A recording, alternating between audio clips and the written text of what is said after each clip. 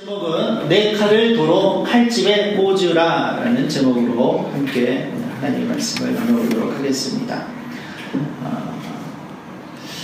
미국은 총기 소지가 합법화되어 있는 나라이죠.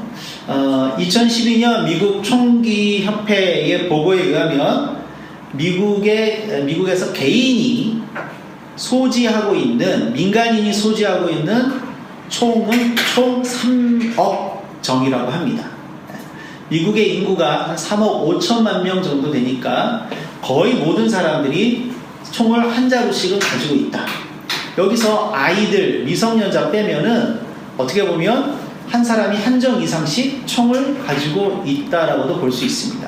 미국의 전 가정의 40%가 가정에 총기를 소유하고 보유하고 있다라는 통계가 있습니다. 미국의 총기 소지가 허용되고 있는 이유는 무엇일까요? 개인의 안전과 권리를 스스로 지키려고 하는 것이 그 의도죠. 옛날 그 서부 개척 시대부터 이것이 이제 전통으로 미국에 이제 살아남아 있는 것입니다. 그런데 정말 그런 개인의 안전과 권리를 지키고자 총기를 소지하는 그 목적대로 그 사회가 정말 안전한지는 사실은 의문입니다. 2010년 FBI가 발표한 그 자료에 의하면 하루에 총격으로 피살되는 사람, 5발을 다 포함해서 피살되는 사람이 24명이고요. 5발까지 포함하면 95명. 하루에 총에 맞아서 죽는 사람이 거의 100명에 가깝다고 합니다. 연간 3만 5천 명씩 총에 의해서 목숨을 잃고 있다고 합니다. 대단한 숫자입니다. 그러면 이게 과연 이 나라가 의도하는 대로 그 나라가 정말 안전한 것인지에 대해서는 우리가 한번 좀 생각해 볼 필요가 있습니다. 사실 미국뿐만이 아닙니다. 우리가 사는 이 시대는요, 전 세계 곳곳에서 무엇이 가장 우선이 되느냐면 안전이 가장 우선이 됩니다. 그래서 안전이 모든 것의 지금 최우선의 가치입니다. 이 미국 총기 소지에서도 보았듯이 그럼에도 불구하고 그러면 우리 사회는, 우리 시대는 정말 안전한가? 라는 것에 대해서는 우리가 계속해서 의문을 가질 수밖에 없습니다. 로마 시대를 우리가 팍스 로마나라고 합니다. 팍스, 영어 피스의 어원이 되는 라틴어를 평화가 바로 팍스죠. 전 세계를 통치하고 다스렸던 로마 전 시대는 아니지만 전쟁도 없었고 가장 평화로웠던 그 시기가 있었습니다. 이때를 팍스 로마나라고 합니다. 이에 빗대서 2차 대전 이후에, 베트남 전쟁 이후에 미국에 의해서 지금 전 세계가, 미국의 초강대국 미국에 의해서 전 세계가 움직이는 이 시대를 학자들은 팍스 아메리카나라고 이야기하고도 합니다. 그러나 여러분, 로마 시대가 정말 평화로운 시대였고 지금 이 시대가 정말 평화로운 시대인가? 여러분들 어떻게 생각하십니까? 사람들이 존재하는 한, 예나 지금이나 앞으로도 사람들은 늘 자기들이 살아가는 삶과 그 시대가 안전하기를 원하고 좀 더 나가면 평화롭기를 원합니다. 여러분, 어떤 사람도 평화를 원치 않는 사람은 없습니다. 내 개인의 평화, 가정의 평화, 지역의 평화, 국가의 평화, 그 평화를 원치 않는 사람들은 없습니다. 그 평화를 원하는 동기와 어떤 평화인가는 둘째치고 평화를 원치 않는 사람들은 없습니다. 그러나 역설적으로도 대부분의 사람들은 그 안락과 안전과 평화를 누리지 못하는 것이 우리의 현실입니다. 무엇이 여러분 문제라고 생각하십니까? 그것은 출발부터 잘못되어 있기 때문입니다. 무엇에 대한 출발? 우리가 갖고 있는 평화에 대한 개념이 잘못되어 있기 때문에 우리가 지금 평화를 누리지 못하고 있다라고 생각하고, 또 혹은 잘못된 평화를 추구하기 때문에 오히려 평화를 해치는 많은 일들이 일어나는 것이죠. 전통적으로 사람들은 평화를 안전과 안락이 보장되는 상태를 평화라고 여겼습니다. 편안함, 그리고 내 삶이 보호받고, 그리고 내 생활이 지켜지는 그 상태, 그것을 평화라고 여겼습니다. 그래서 사람들은 자신의 안전과 안락을 보장받기 위해서 그 무엇과도 맞바꿀 수 있는 각오가 되어 있습니다. 그래서 때로는 이런 각오 때문에 다른 사람들을 해치고서라도 나의 평화, 나의 안전과 안락을 유지하고 보호받겠다라는 이기적인 욕망이 발동하게 됩니다. 그것이 우리 주변에 굉장히 많이 나타나고 있죠. 그래서 우리에게 무엇이 필요한 것입니까? 법이 필요한 것입니다.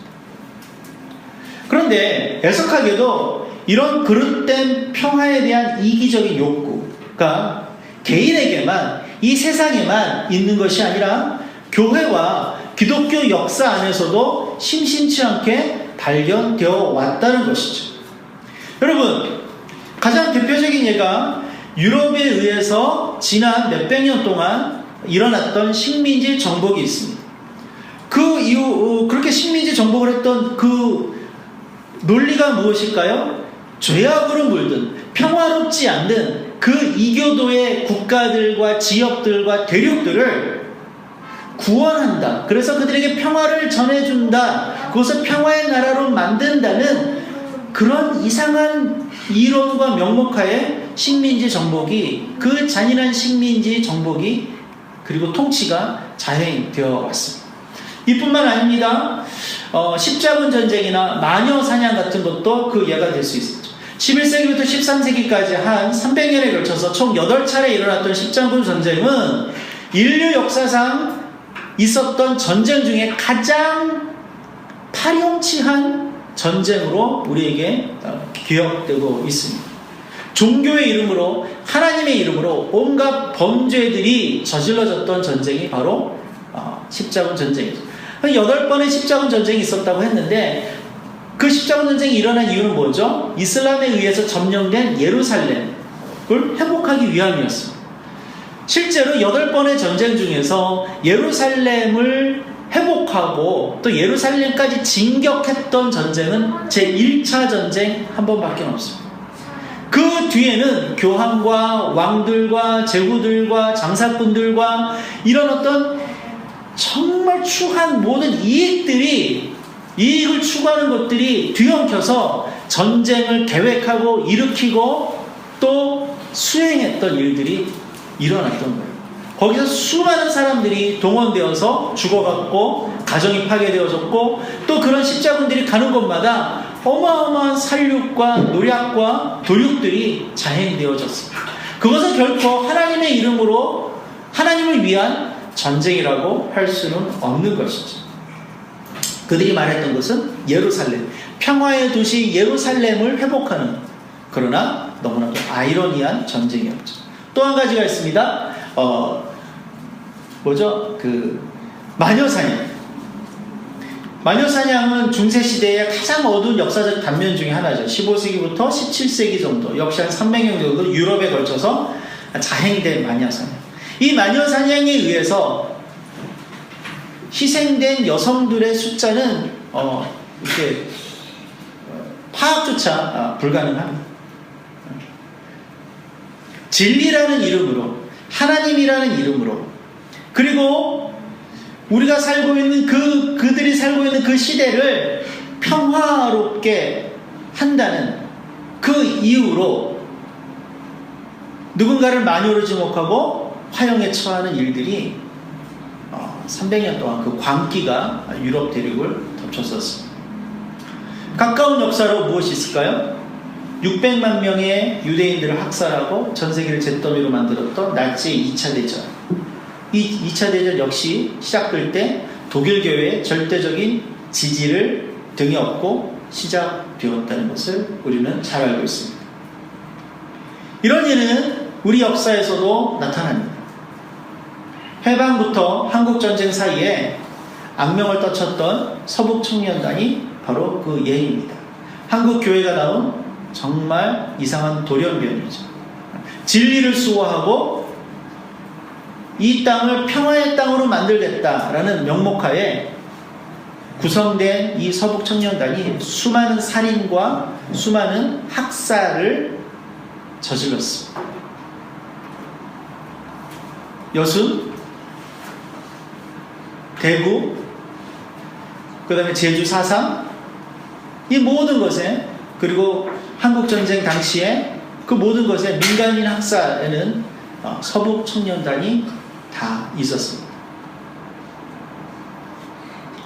한국교회가 낳은 괴물이죠.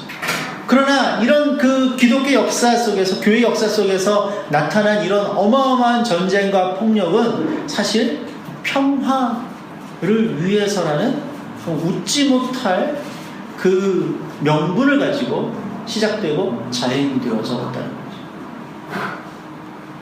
지금 보면 어이없는 일이지만 그때 당시에는 이런 일들이 교회들에 의해서 정당화되었었습니다. 놀랍게도 이들은 자신들의 그 거짓된 평화를 수호하기 위해서 하나님의 말씀을 끌어들였다는 사실입니다. 창세기 1장에 정복하고 다스리라는 하나님의 그 문화명령, 마태복음 28장에 땅끝까지 이르러 내 증인이 되라라는 예수님의 그 지상명령, 그 자신들의 입맛에 맞게 왜곡하여서 전쟁을 수행하고 자기들의 이상한 신학화된 평화를 지키고 보호한다는 명분 안에서 이런 말씀들이 인용되어졌다는 것을 우리가 잘 알아야 합니다. 그때 당시 그 사람들은 그렇게 자신들의 영역이 확장되는 것이 하나님 나라가 확장된다고 철저하게 믿었습니다. 그것을 동일시했습니다. 그리고 그것이 곧 평화의 나라가 임하는 것이다 라고 착각했습니다. 자신들의 평화는 정당한 것이지만, 그래서 자신들의 평화의 나라가 확장되는 데는 그 이웃들의 평화가 깨어져 나가고 파괴져 나가는 것에 대해서는 아랑곳하지 않았습니다. 참된 평화가 아닌 것이죠. 오히려 그렇게 함으로써 그들에게 진짜 평화를 준다라고 스스로 믿어왔습니다. 사실 그들의 평화는 하나님 나라의 평화가 아니라, 성경이 말하는 평화가 아니라 세상의 평화였을 뿐이죠. 정말 놀라운 것은 이 모든 사례에서 그 시대의 교회들이 자신들이 설정한 정의와 평화를 위해서 이렇게 비인간적이고 참혹한 전쟁과 폭력을 직간접적으로 정당화했다는 그런 명분을 만들어, 그리고 그렇게 자행했다는 사실입니다. 특별히 여러 시대의 많은 교회들, 특별히 주류라고 우리가 일컬어졌던 그 교회들이 정의와 평화를 철저하게 왜곡하고 오해하여서, 착각하여서 그런 일들을 일으켜 왔습니다. 그러나 우리가 좀 더 들여다보면 어쩌면 그것은 그냥 밖으로 내놓는 말이고, 사실은 자신들의 이익과 자신들의 어떤 그 명분을 위해서 하나님의 말씀을, 신학을 그렇게 사용했을지도 모르겠습니다. 문제는 지금도 교회 곳곳에서 그런 일들이 뿌리 깊게 남아있고 강하게 영향력을 미치고 있다는 사실입니다. 미국 부시 행정부 때에 네오콘들이 아프가니스탄과 이라크를 침공할 때 그 전쟁은 정당한 전쟁이다라고 주장하였습니다. 그것이 정당한 전쟁이다라고 주장하는 것을 뒷받침했던 것이 미국의 보수 교회들입니다. 이슬람 이교도들을 향한 하나님의 전쟁이라고 기도해줬고 축복해줬고 지지해줬습니다.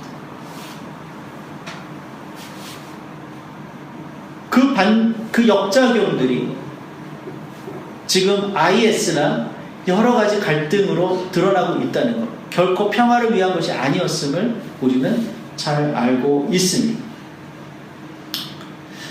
미국뿐만이 아닙니다. 지금 우리나라에서도 이런 일들이 보이지 않게 일어나고 있습니다. 자신들은 지극히 정당하고 정의롭다라고 생각하기 때문에 자신들의 반대편에 있는 사람들을 악마로 규정하는, 이것이 교회 안에서 일어나고 이것이 종교 안에서 일어날 수 있다는 것이죠. 그래서 서로 오히려 더 배타적이 되고 서로도 오히려 갈등하고 싸우는, 오히려 교회 박 사람보다 훨씬 더 화해하고 일치하는 것에 거리가 먼 일들이 교회 안에서 일어나고 있습니다. 악마를 규정하기 때문이죠. 악마를 규정하기 때문에 그 악마는 어떻게 되는 것입니까? 심판받아야 되는 것이고 멸절받아야 되는 대상이 되는 것이죠. 그래서 그들의 입에서 나오는 소리가 무엇입니까? 정말 너무나도 끔찍하게 죽여야 한다, 심판해야 한다, 이런 말들이 서슴지 않고 나오는 것이죠. 이것은 철저한 착각 속에 있는 것이죠. 그리고 언급하여 드린 것처럼 교회 안에서 그릇된 정의와 그릇된 평화에 대한 생각들을 이어받았기 때문에 이런 일들이 일어나는 거죠. 그러나 그것은 잘못된 것입니다. 그들이 그렇게 사랑한다고 외치는 예수님은 그렇게 말씀하신 적이 단 한 번도 없습니다. 예수님 뭐라고 하셨습니까? 원수를 사랑하라고 하셨습니다. 한쪽 뺨을 때리면 다른 한쪽 뺨도 내놓으라고 하신 분이 바로 예수님입니다. 하나님은, 예수님은 성경 말씀을 통해서 우리가 쉽게 발견할 수 있는 우리에게 평화와 평안을 주신다고 분명히 약속하셨습니다. 예레미야 29장 11절, 여호와의 말씀이니라 너희를 향한 나의 생각을 내가 아나니 평안이요 재앙이 아니니라. 너희에게 미래와 희망을 주는 것이니라. 이것이 하나님의 마음입니다. 우리가 아까 찬양하였지만 예수님이 또 이렇게 말씀하셨죠. 평안을 너희에게 끼친다. 곧 나의 평안을 너희에게 주노라. 내가 너희에게 주는 것은 세상이 주는 것과 같지 아니하니라. 너희는 마음에 근심하지도 말고 두려워하지도 말라. 하나님도 예수님도 우리에게 평화를 주신다고 말씀하셨습니다. 그러나 우리가 말씀을 잘 보아야 하고 기도를 제대로 해야 하는 이유는 예수님이 하나님이 말씀하신 이 평안은 그 사람들이 원했던 그 평안과 평화와 하나님 나라의 그거 아니라는 것이죠. 하나님은 하나님 말씀 안에서 선포되어지고 우리에게 주시고자 하시는 그 평안은 세상의 그것과 전혀 다르다라고 말씀하셨습니다. 예수님이 우리에게 주시고자 했던 평안은 이 땅의 안락과 안전을 보장하는 그러한 얄팍한 수준의 평화가 아니라 하나님 나라의 평화입니다. 우리가 이사야 66장을 잘 기억하고 있습니다. 마지막에 우리에게 회복되어져서 그려지는 우리가 경험하게 될 하나님 나라. 사자가 어린 양과 뛰놀고 독사굴에 어린이들이 손을 넣어도 물리지 않고 이리와 소가 함께 어울려 뛰노는 그곳, 그것이 참 평화의 모습, 샬롬의 모습이다라고 이사야는 우리에게 선포해주고 예언해주고 있습니다. 요한계시록 21장에 이 세상의 마지막 때에 어떤 새하늘 새 땅이 열리는가? 그곳에는 다시는 눈물을 흘리는 일도 없고 사망도 없고 애통하는 것도 없고 곡하는 것도 없고 아픈 것이 없는 진짜 평화의 나라가 임할 것이다 라고 우리에게 예언해 주고 있습니다. 그냥 사람들이 알고 있고 그냥 그렇게 원하는 표피적인 평안이 아니라 그런 만족과 안락이 아니라 깊은 차원의 본질적인 평화를 말씀해 주고 계십니다. 약속해 주고 계십니다. 잠시 있다 사라질 그런 평화가 아닙니다. 우리의 영과 혼과 육 모두에게 개인뿐만 아니라 이 세상과 역사 가운데 완전하게 임하는 온전하고 영원한 평화를 우리에게 약속해 주셨습니다. 예수님은 바로 그 평안을 우리에게 주신다고 말씀하셨어요. 그러나 그 평안은 반드시 십자가를 통과해야 주어질 수 있습니다. 이것이 십자가의 신비이죠. 십자가 위에서 모든 것이 바뀝니다. 십자가 위에서 모든 것이 바뀝니다. 어떤 사람들은 이것을 디바인 익스체인지라고도 얘기합니다. 죽음이 생명으로 바뀝니다. 어둠이 빛으로 바뀝니다. 절망이 소망으로 바뀝니다. 눈물이 웃음으로 바뀝니다. 죄 있음이 죄 없음으로 바뀌는 거짓 평화가 진짜 평화로 바뀝니다. 이것이 바로 십자가 위에서 일어나는 일들입니다. 그래서 십자가를 통과해야지만 참 평안을 우리가 누릴 수 있는 것입니다. 네, 여러분, 십자가를 통과하기 위해서는 반드시 대가가 뒤따른다는 것 잘 아시죠? 그 대가는 우리가 이번 주에 말씀으로 암송하고 묵상할 그 내용이 희생과 섬김과 자기 부인입니다. 나아가서 무엇입니까? 죽음입니다. 십자가에서 이 대가를 치러야지 우리는 참 평안을 누릴 수 있는 것입니다. 참 평안을 전할 수 있는 것입니다. 그러나 이런 것들은요, 희생, 섬김, 자기 부인, 죽임 이런 것들은 세상이 원하는 것들이 아닙니다.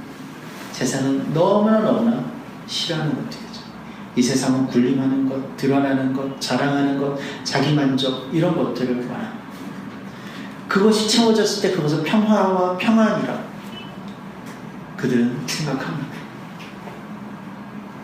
그래서 이 세상에 돌아가는 모든 메커니즘의 궁극적인 목표는 그 거짓된 평화와 평안인데, 그 메커니즘이 돌아가기 위해서 이기심과 굴림과 드러나는 것들과 정복과 이런 것들이 정당화되고 있는 것이죠. 예수님은요, 절대로 우리에게 그 세상을 따르지 말라고 하셨습니다. 그 세상을 따르면 우리가 십자가를 질 수 없고, 우리가 십자가를 지지 못하면 우리가 참 평화를 누릴 수 없고, 이 세상 가운데 참 평화가 임하지 못하기 때문입니다. 누구든지 나를 따라오려거든 자기를 부인하고 자기 십자가를 지고 나를 따를 것입니다. 이것이 예수님이 우리에게 말씀하신 것입니다. 누구든지 나가서 너희들의 안전과 안락을 위하여서 정복하여라, 군림하여라 라고 말씀하지 않으셨습니다. 너희들이 진짜 나를 따라오려거든 자기를 부인하고 자기 십자가를 지고 나를 따라야 한다. 여러분, 그것이 어떤 길인지 잘 아시죠? 십자가의 길입니다. 예수님은 자신이 가시는 그 십자가의 길에 우리가 따라오기를 초청하고 하셨습니다. 그런데 그 십자가의 끝에서, 십자가의 길 끝에서 반전이 일어나는 거죠. 누구든지 자기 목숨을 구원하고자 하면 잃을 것이요, 누구든지 나와 복음을 위하여 자기 목숨을 잃으면 구원하리라. 세상의 평화의 끝은요, 파멸과 멸망입니다. 죽음입니다. 그러나 예수님이 우리에게 주시는 평화의 끝은 참 생명과 부활과 구원입니다. 사람들은 몰라요. 심지어 교회 안에서도 이것을 몰라서 역사 속에서 그 수많은 오류들과 실수들을 자행했었습니다. 심지어는 죄악까지 저질렀었죠. 고난과 섬김과 죽음의 끝에 부활이 있습니다. 참 생명이 있습니다. 예수님은 바로 이 평화를 우리에게 주신다고 하십니다. 그리고 이 평화만이 세상을 진정으로 변화시킬 수 있습니다. 예수님께서 우리에게 몸소 행하시고 우리에게 전하고자 하셨던 그 평화를 그대로 지키는 것, 그것이 우리에게 필요한 것입니다. 그것이 예수의 제자이고 그것이 하나님의 사람들입니다. 그것이 언약의 사람들입니다. 프란치스코, 여러분 평화의 기도를 드렸던 프란치스코 잘 아시죠? 주여 나를 평화의 도구로 써주소서. 분열이 있는 곳에 일치를, 어둠이 있는 곳에 빛을, 이런 것들을 전하는 평화의 도구로 써주십시오. 유명한 시가 있지 않습니까? 톨스토이, 러시아의 대문호 톨스토이, 절대적인 평화주의자였어요. 마틴 루터 킹 주니어, 그의 평화에 대한 외침으로 미국 안에 흑인의 인권이 해방되는 평화를 맛보았습니다. 마틴 루터 킹이 워싱턴에서 수십만의 사람들 앞에서 외쳤던 6분짜리 연설이 있습니다. I have a dream. 나에겐 꿈이 있습니다. 그때 인용하였던, 패러디했던 말씀이 이사야 말씀이에요. 그 이사야의 예언이 지금 우리가 살고 있는 1960년대 미국에서 사자와 어린 양이 뛰노는 것처럼 흑인 여자아이들과 백인 여자아이들이 함께 뛰어노는 그런 세상을 나는 꿈꿉니다. 그 6분짜리의 연설이 역사를 뒤바꿔놨어요.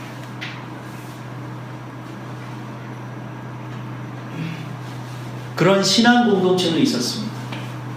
오늘 제가 그런 신앙 공동체 하나를 소개해드리고 싶습니다. 바로 제세례파라는 사람들입니다. 영어로는 아나베프티스트, 아나는 다시라는 뜻이거든요. 아나베프티스트들입니다. 이 사람들은 올해가 종교개혁 500주년인데 종교개혁 당시에 그 종교개혁의 한 부류로서 일어났던 사람들입니다. 종교개혁이 왜 일어났죠? 성경을 성경대로, 신앙을, 원래 신앙을 오리지널한 신앙대로 지켜내겠다라고 하는 몸부림으로 일어난 것이 종교개혁 운동 아니겠습니까? 그런데 종교개혁 운동이 일어날 때 자기들이 지향하고 또 집중했던 바들이 달라서 여러 가지 색깔들이 나와. 그것이 나중에 교파가 되고 교단이 된 것입니다. 그 중에 하나가 비록 지금까지 소수로 남아있지만 제세례파라는 사람들이 있습니다. 이 사람들은요, 모든 종교개혁했던 그 종교개혁자들 중에서도 가장 고민을 많이 했던 사람들입니다. 가장 철저하게 말씀대로 살려고 노력했던 사람들이에요. 예수의 가르침을 있는 그대로 실천하고자 했던 사람들이에요. 이 사람들이 걸리는 게 있었어요. 뭐냐? 왜 유아세례를 주는지 이들에게 엄청난 신앙의 갈등이 생겼어요. 유아세례는 태어나서 얼마 안 되는 아이들에게 주는 세례예요. 근데 여러분, 세례 조건이 뭐죠? 신앙의 고백이 있어야 세례를 주는 거잖아요. 그런데 왜 이 아이들에게 세례를 줄까? 그것은 지난 1000년 동안 교회 안에서 그렇게 세례를 줘야지 이 아이가 그리스도인이 된다. 사실은 거듭난 그리스도인보다는 교회, 처치 멤버가 된다는 일종의 징표로 그렇게 한 거예요. 그래서 태어나서 얼마 안 됐을 때 그냥 부모의 동의에 의하면 유아세례를 주는 거예요. 심지어 천주교는 이 유아세례를 받지 않으면 천국에 갈 수 없다라고 가르쳤습니다. 그런데 종교개혁자들도 유아세례를 포기하지 못했어요. 심각한 엄청난 갈등과 경쟁이 있었잖아요. 그런데 사람들을 자신들의 그 종교개혁, 개혁교회로 끌어들이고 싶은데 이 유아세례가 걸림돌이 되는 거예요. 거기 가면 구원 못 받는다라는 생각을 가지니까. 그래서 종교개혁자들도 마틴 루터도 그렇고 칼빈도 그렇고 유아세례를 허용했습니다. 이 사람들에게 그것이 큰 걸림돌이 되었어요. 그것은 개혁이 아니다. 그것은 원래대로 아나콘테스트, 근본으로 돌아가자라는 그 종교개혁자들의 외침과는 전혀 일치가 되지 않는 행위다라고 그들은 의문을 제기했습니다. 그래서 이 사람들은 유아세례를 거부했어요. 그런데 이미 그들은 어렸을 때 자위에 의한 것이 아니라 다 유아세례를 받고 자라난 사람들이잖아요. 그래서 그 사람들 소수 한 15명이 스위스 쭈리히에서 서로 세례를 주는 일들이 있었어요. 이것은 종교개혁자들, 개혁교회도 그렇고 카톨릭에서도 그렇고 거의 이단과 똑같은 행위였습니다. 그런데 유럽 곳곳에서 정말 그러기를 원하는 사람들이 있었어요. 그래서 이 15명의 사람들이 쭈리히에서 서로 세례를 주고받았다라는 그 소문을 퍼져나가면서 여기저기서 그런 일들을 하는 사람들이 생겨났습니다. 이 사람들을 우리가 제세례파라고 합니다. 그런데 이 제세례파는요, 가톨릭뿐만 아니라 개혁교회 안에서도 어마어마한 핍박을 받았어요. 그래서 계속해서 소수로 남을 수밖에 없었고요.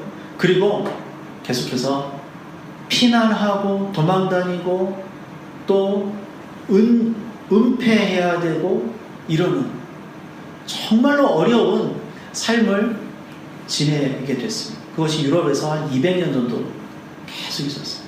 그 고난하고 지난했던 일들을 이 사람들이 겪어냈습니다. 이 그림은 정말 그 유명한 그림인데요. 종교개혁 그 제세례파들이 처음 일어났을 당시에 하나의 사건을 그림으로 그려서 남겨 있는 것입니다. 저기 지금 물에 빠진 사람에게 손을 벌리는 사람이 더크 윌렘스라는 제세례파 교도입니다. 이 제세례파가 제세례파이기 때문에 감옥에 갇혔거든요. 그런데 누군가 탈출을 시켜줘서 탈출하게 됐습니다. 그래서 이 사람들은 누구냐면 이 사람을 다시 잡으러 쫓아오던 사람, 이때가 한 겨울이었는데 열심히 도망갔습니다. 잡히면 대부분 제 세례파들은 물에 빠뜨려서 죽였어요. 너희가 그렇게 세례받기 원하냐? 하면서 물에 빠뜨려서 죽였거든요. 수많은 사람들이 죽었습니다. 실제로. 도망가는데 열심히 도망가는데 뒤에서 비명소리가 들려서 뒤돌아보니까 자기를 쫓아오던 사람이 강에 얼음이 깨져서 빠져서 죽어가고 있는 거예요. 이 사람이 어떻게 하는 줄 아세요? 하나님의 말씀, 예수님의 말씀을 그대로 순종해서 원수를 사랑하는 그 말씀을 순종해서 다시 돌아와서 이 사람을 구해서 살려줍니다. 결국 잡혀서 사형당했어요. 실제로 있었던 일이에요. 제세례파가 이런 사람들이었어요. 그래서 이 사람들은 그냥 당할 수밖에 없었어요. 그러면서 이 사람들이 7가지 가장 커다란 원칙들이 있는데 그 중에 하나가 비폭력입니다. 예수님이 폭력 쓰지 않았다. 그래서 이런 순교를 당할 때 절대로 저항하지 않았어요. 이런 핍박을 당할 때 절대로 폭력이나 어떤 것으로도 저항하지 않았어요. 마틴 루터 킹이나 간디는 비폭력 저항이잖아요. 이 사람들이 그냥 비폭력 무저항이에요. 어마어마한 사람들입니다. 왜? 성경에서 예수님이 그렇게 가르쳤고 그게 진짜 평화라고 이들은 믿었기 때문이에요. 그래서 이들은 스스로도 그렇고 후에는 당시에는 굉장히 비웃고 핍박했지만 후에는 이 사람들을 평화주의자, 비폭력주의자라고 사람들이 칭송하기 시작했어요. 미국이 열렸습니다. 미국이 독립되기 전부터 많은 사람들이 유럽을 건너갔죠. 이 사람들도 안식처를 찾아서 미국으로 건너갔어요. 특별히 이 사람들이 미국에서 이제 그 공동체를 다시 회복하고 여전히 소수이긴 하지만 그래도 살아남은 거예요.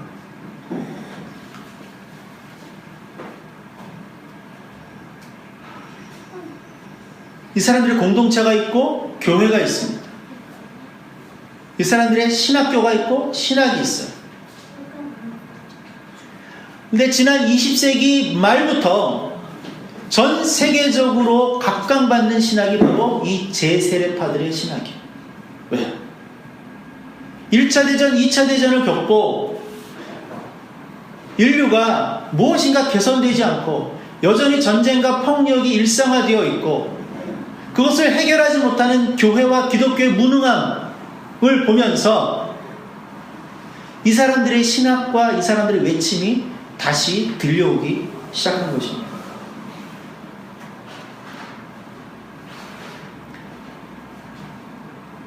그래서 여전히 소수이지만 그러나 굉장히 많은 보이스들을 지금 이 사람들이 내고 있어요. 존 하워드 요더라는 아주 유명한 이 신학자가 있어요. 이분은 돌아가셨죠? 이분의 뒤를 잇는 제가 좋아하는 여성 신학자에서 마르바 던이라든지 또 얼마 전에 뉴욕타임즈에 트럼프에 대한 글을 기고했던 스탠리 하우아스라는 신학자가 있습니다. 이 스탠리 하우아스가 뭐라고 했죠?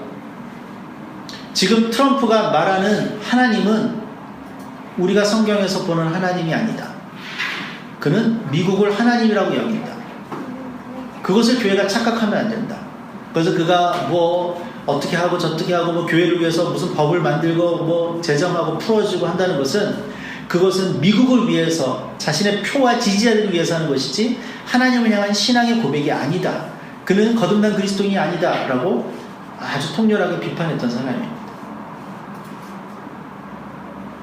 미국에서 가장 존경받는 신학자 중에 하나예요.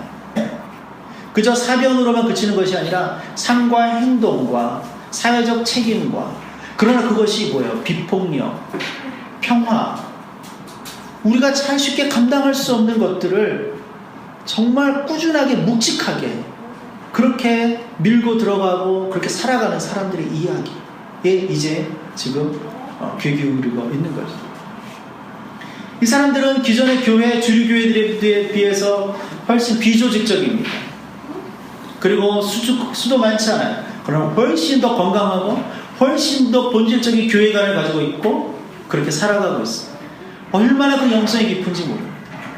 어떤 신학과 교류에 휘둘리는 것이 아니라 말씀을 붙잡기 때문에 그 말씀 안에서 뽑아내는 그 영성들, 소수로 살아가고 고난과 핍박을 견뎌내면서 갖게 된 그 영성들이 얼마나 깊고 투명한지 몰라요. 그래서 21세기 이 사회와 교회들에게 어마어마한 지금 인사이트를 던져주고 있습니다. 특별히 폭력과 전쟁에 대해서 이 세상에 이러한 거짓된 평화에 대해서 교회들의 그릇된 행동들에 대해서 아주 급진적이지만 아주 본질적인 메시지를 던지고 있어요. 우리가 이 사람들에게 배워야 하는 것들이 있습니다. 말씀에서부터 하나님의 말씀을, 하나님의 음성을 다시 듣는, 그리고 그것에 철저하게 순종하는 것을 우리가 배워야 합니다.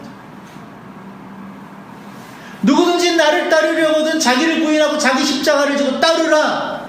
그것이 분명히 예수님이 우리에게 하신 말씀인데 우리는 자기를 부인하지도 않고 우리는 자기를 내려놓지도 않고 십자가를 지려고도 하지 않으면서 스스로 교회라고 크리스천이라고 큰 소리치는 일들이 얼마나 많이 있었습니까?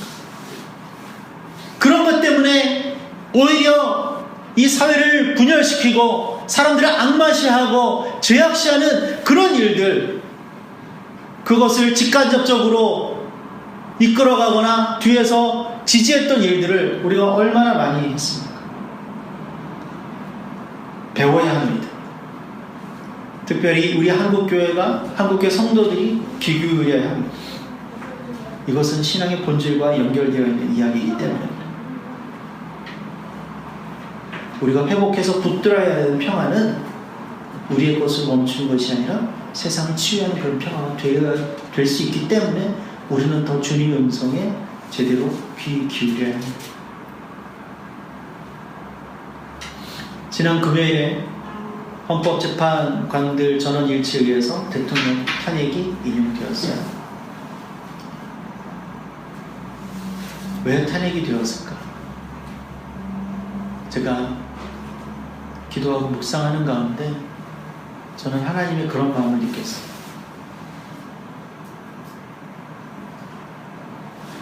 지도자들이 이 땅의 사람들과 그들의 생명, 그들의 평화를 존중하지 않았기 때문입니다. 저는 개인적으로 그렇게 생각하고 믿습니다. 세월호에서 빠져 죽어갔던 그 사람들에 대한 어떠한 경외감도 없고 안타까움도 없고 저는 그것에 대한 하나님의 심판과 징계라고 저는 생각해요. 자신들의 이득과 자신들의 권력을 위한 가짜 평화를 위해서 모든 일을 다 하는 사람들이지만 하나님이 이 땅의 백성들에게 주신 그 평화가 훼손되어지고 사라져가는 것들에 대해서 전혀 안타까워하지도 않고 전혀 가슴 아파하지 않는 그런 사람들은 지도자로서의 자격이 없다라는 것을 우리 역사에 준엄하게 보여주시는 일 같습니다. 저는 하나님 분노하셨다고 생각해요. 우리가 세월호 때 TV에서 그 배가 가라앉으면서 그 아이들이 속절없이 죽어가는 것을 볼 때 우리의 마음도 얼마나 참담하고 얼마나 정말 이루 말할 수 없이 괴로웠습니까? 그런데 지금 보니까 하나님 우리보다 더 아파하시고 하나님 우리보다 더 괴로워하셨던 것 같아요. 그리고 공의와 사랑의 하나님이 그것을 기억하시고 잘못된 역사를 지금 제 방향과 제 틀로 되돌려 놓고 계시는 것입니다.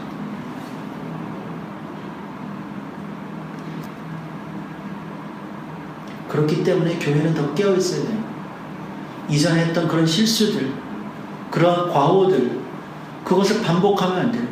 이것이 지엄한 하나님의 음성이고 메시지이고 심판이라는 것을 겸허하게 받아들이면서, 그러면 교회는 무엇을 외쳐야 하는가? 교회는 무엇을 붙들어야 하는가?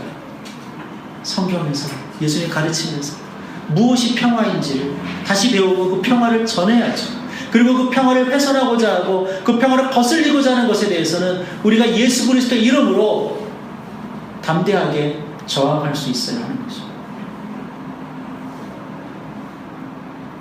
이 분단된 나라, 이 분열로 갈기갈기 찢어진 이 현실, 누가 끌어안고 누가 치유할 수 있겠습니까?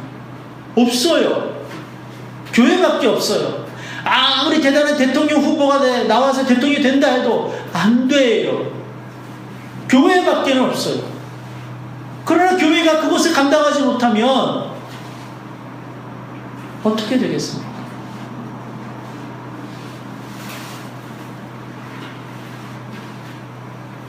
예레미야 33장인가 31장에 그런 이야기 있죠. 그 땅이 죄악으로 멸망해 갈 때 하나님이 그 죄악된 세상과 하나님 사이에 그 중간에 서서 하나님께 용서를 구하는 그 탄원의 눈물을 흘리지 않는다면 마지막에 그 심판의 그 화살과 분노의 불을 누구에게 쏟으신다? 죄를 지은 그 도시와 그 세상에게 아니라 그곳에서 기도하지 못한 하나님의 사람들에게 쏟아 부으실 것이라고 말씀하지 않으셨습니다. 지금은 그럴 때입니다. 더 늦기 전에 교회가 정말 바르게 서야 할 때인 것이죠. 우리 교회가 작아도 무슨 상관입니까? 그것이 중요한 것이 아닙니다. 우리가 바로 하나님 말씀 붙들고 우리부터 바르게 제대로 힘있게 서 있어야 하는 것입니다.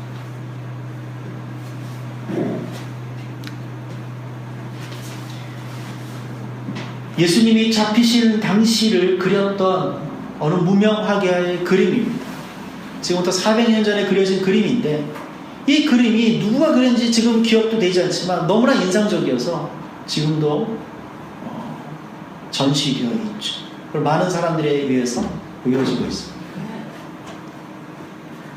예수님 잡으러 온 로마 병정들, 그리고 여기 지금 그림이 어두워서 잘 안 보이는데 딴청 피우고 모른 척하는 사람들, 그냥 기도만 하고 있는 사람들, 다양한 모습들이 그림에 담겨져 있습니다. 이 그림을 조금 더 확대해보면 예수님이 잡히시는데 그 밑에서 칼을 휘두르는 한 사람이 있습니다.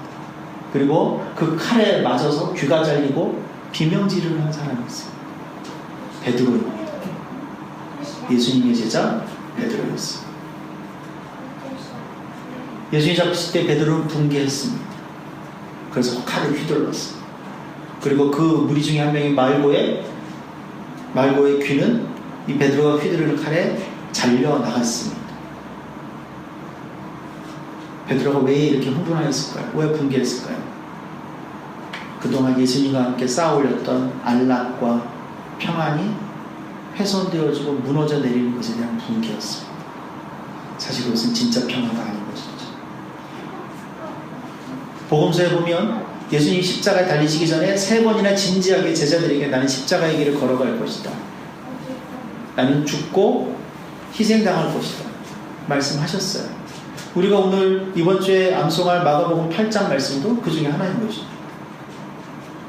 그러나 제자들은 전혀 그 말을 이해하지 못했고 심지어는 받아들이는 것조차를 두려워했습니다. 그 평화를 아직은 제자들이 모르는 거죠. 베드로도 모르는 거죠. 그리고 붕괴가 일어나서 칼을 휘둘렀습니다. 이런 베드로의 행동을 보면서 예수님은 그것이 절대로 안 되는 일이라는 것을 아셨죠. 어떤 도움도 안 된다는 것을 예수님이 하셨습니다. 예수님이 베드로를 책망하셨어요. 책망하시고 누가복음, 다른 곳에 있는 누가복음에 보면 말고의 귀를 다시 붙여주시기까지 하셨습니다. 예수님 그때 베드로를 어떻게 책망하십니까? 내 칼을 도로 칼집에 꽂으라. 너가 지금 휘두르는 그 칼을 다시 칼집에 꽂으라. 그것은 절대로 평화를 만들 수 없는 일이다. 엄중하게 꾸짖고 계신 거죠. 그리고 한 말씀 더 하십니다. 칼을 가지는 자는 다 칼로 망하느니라.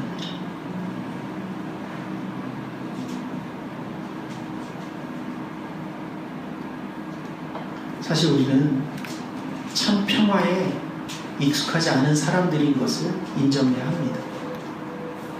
사실 우리는 참 평화가 무엇인지도 잘 모르는 사람이라는 것을 인정해야 합니다.